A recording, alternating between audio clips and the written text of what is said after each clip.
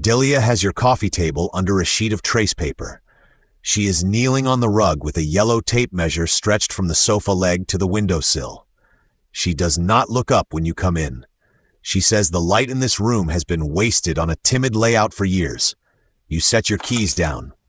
You ask what she is doing in your apartment at 10 in the morning. She says she is giving the money a shape before someone small-minded spends it on nothing. 3 months earlier, the developer closed on the vacant lot your grandmother left you, a strip of weeds and a leaning fence behind a strip mall. You had not thought about it as money. You had thought about it as a place you mowed twice a summer and then forgot. Then the check cleared and the number sat in your account like a second person in the room. You told 3 people. One of them was Delia. She has always been the cousin with vision. That is her word for it. Vision. At every family dinner, she would sketch floor plans on napkins and slide them toward whoever looked tired. She said most people live inside other people's mistakes and never notice. You liked her for it. She made ordinary rooms sound like they could still be rescued. When the lot sold, you called her first because you thought she would understand the strange quiet that comes with a sudden amount. She understood something else. The morning with the tape measure is the 3rd visit that week. She has already swapped your throw pillows for ones she calls grounded. She has moved the bookshelf 6 inches and called it a circulation fix. She stands up now and shows you a page. It is a rough plan of your living room with a wall removed. She says once the structural engineer signs off, the whole apartment opens like a lung. You tell her you do not own the building. She waves that off. She says ownership is a mindset before it is a deed. You laugh because you think she is joking. She is not joking. That afternoon, she brings fabric swatches in a canvas tote. She pins 3 of them to your curtain and steps back with her phone out. She is photographing the light on the cloth. She says this is how you train a space to hold abundance instead of apology. You ask her to define abundance. She says it is what happens when a person with vision finally has capital. You notice she has started saying capital the way other people say weather, as if it arrived on its own and belongs to the climate of the house. You try a small boundary. You tell her the money is still settling and you are not renovating anything this year. She nods with great patience. She says, of course, this is only pre-work. Pre-work costs almost nothing and saves you from expensive regret. Then she measures your hallway. Your sister texts you that night. She asks if Delia has moved in. You write back that Delia is only helping you think. Your sister sends a single period. You put the phone face down. A week later, Delia arrives with a man named Chris who carries a clipboard.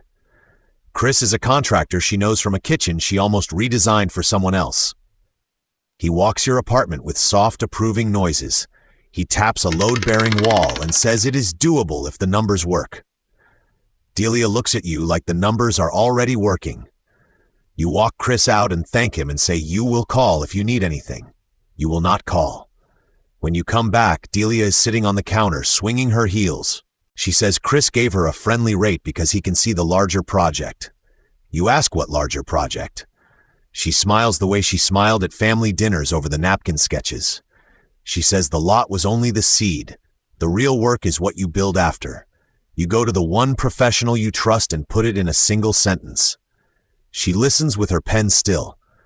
She says, do not let anyone design a life on money that has not finished arriving. Then she closes the folder. That is the whole meeting. You walk home under bright, flat sunlight and try to decide what you owe a person who loved rooms before you could pay for them. Love of rooms is real. It is also not a joint account. Delia texts you a mood board titled Phase 1. There are images of oak stairs and a long dining table and a studio with north light. Under the studio, she has written for D. You stand on the sidewalk and read it twice. You call her. You ask what the studio is for. She says she has been renting a windowless box for 6 years, and this is the first time the family has had the means to correct that. You tell her the money is not the family's. There is a pause long enough to hear a bus. She says she knows the deed has your name. She says deeds are legal and vision is moral, and the two are not always friends. You tell her you will call her tomorrow. You do not sleep well. In the morning, she is at your door with coffee and a printed packet. 20 pages. She has drafted a simple creative partnership. Her name under creative direction. Your name under capital. A split she calls clean. She has left the percentage blank for you to fill in because she trusts you to be fair. You set the packet on the table without opening past the first page. You ask her to sit. She sits. You tell her you sold the lot for a number that still does not feel real. She leans forward. You say the number is 2.4 million before the last fees finish. The figure lands between you and makes the trace paper on the table look thin. Delia's eyes shine. She says that is enough to do this properly. You say properly for whom? She says for both of you, finally, after years of watching people with worse taste spend more. You remember a Christmas 4 years back. Delia had refused a check from your uncle for a short design job she had already finished. She said she did not take charity dressed as an invoice. She said real work sets its own price and weights. You had admired that. You had told the story to other people as proof she was serious. You look at the blank percentage line on her packet and understand she has been waiting for a different kind of invoice, one that never has to be sent. You tell her you will pay her for work after the work exists. A real fee, on a real project, with a scope she can finish and hand over. She blinks. She says that is small thinking, dressed as caution. You say it is the only thinking you are willing to fund. She stands and gathers the swatches into the tote with quick, precise movements. She says you are protecting the money from the only person who know what to do with a beautiful room. You say you are protecting the friendship from a job title she wrote alone. She stops at the door. She says money does not change people who already know who they are. You almost agree. Then you look at the tape measure still hooked on your curtain rod and you do not. 2 days pass. She sends one message. It is a photo of the napkin sketch from that old dinner, the one with the wall removed and the long table. Under it she has written, you used to believe in this. You write back that you still believe in good rooms. You do not believe in blank percentages. She does not reply. On Thursday you take the packet to a second meeting with the professional. She glances at the first page and slides it back. She says pay for deliverables, date the relationship, keep the rest quiet. You nod. You go home and roll up the trace paper and put the pillows she brought into a bag. You leave the bag by the door. You write Delia a short note and set it on top. The note says you will hire her at her full rate to redesign the reading nook by the window, 1 room, fixed fee, drawings due in 3 weeks, payment on delivery. No partnership, no capital line, no studio with her initial under it. You add that the tape measure is in the bag too. She comes by on Saturday. She does not bring Chris. She stands in the doorway and reads the note twice. She laughs once, not unkindly. She says a reading nook is not a life's work. You say it is a room that needs help and you trust her eye and you will pay her well for the help.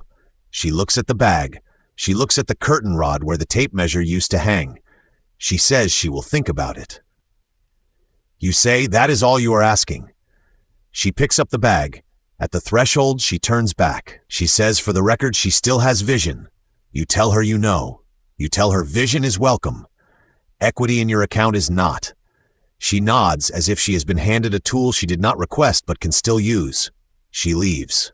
You stand in the quiet apartment. The light through the window is the same light she called wasted. It falls across the table where the packet was. You make coffee. You move the bookshelf back 6 inches to where it was before circulation became a word in your house. The room looks ordinary again. It also looks like yours. On Monday, a calendar invite arrives from Delia. Reading Nook kickoff, 40 minutes. She has attached a 1-page scope and a fee that is high and specific and not a percentage of anything. You accept the invite. You transfer the deposit the same afternoon. When the confirmation sits on your screen, you feel the strange quiet again, smaller this time and cleaner. You water the plant by the window. You open the curtain all the way. The light comes in without a plan.